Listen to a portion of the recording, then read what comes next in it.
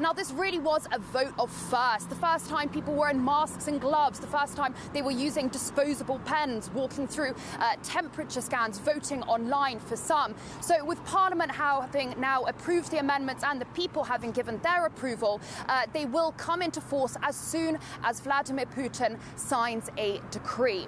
As for the voting process itself, well, there was a situation where security footage allegedly caught a woman stuffing ballots. Now, vote counting in that area of Moscow has been suspended pending an investigation. Otherwise, the Central Electoral Commission says that it found no irregularities.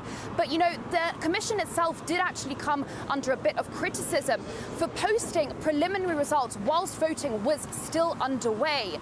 Now, they say that they did this in the interest of transparency, that the situation in the Far East, which is, of course, several hours ahead, for example, Moscow, was already fairly clear, and that they wanted to be a reliable and constant source of information, which, of course, they have a legal right to do so.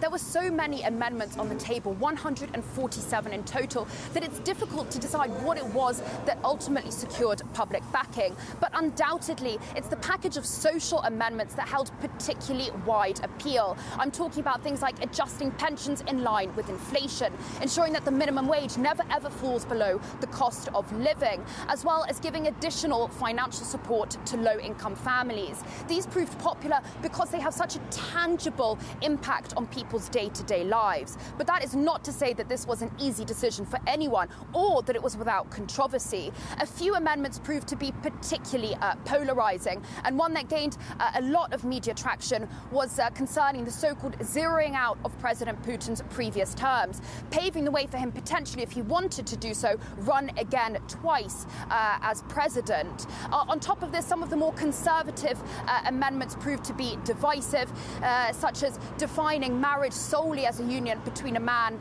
and a woman, reiterating traditional family values, as well as mentioning God, despite the fact that Russia is officially a secular nation. But let's hear from the people themselves and what they had to say. How could I not vote? It's our constitution with amendments. We came because we agree with the amendments. That's why I came with my husband. I don't like this questionable idea of zeroing out the number of presidential terms. It was okay before, so there is increasing doubt in my mind regarding all the other things. This is the only disputable thing. I hope for the best all the time, and everything regarding to healthcare I endorse. And the pension age, well, I guess everyone is against this, so yes, it's 50-50. It was a bit of a mixed bag in terms of reaction, and people decided to show their disapproval not just at the polls, but also at protests, peaceful ones, both here in the capital and also in St. Petersburg. But true to 2024, it was safety first.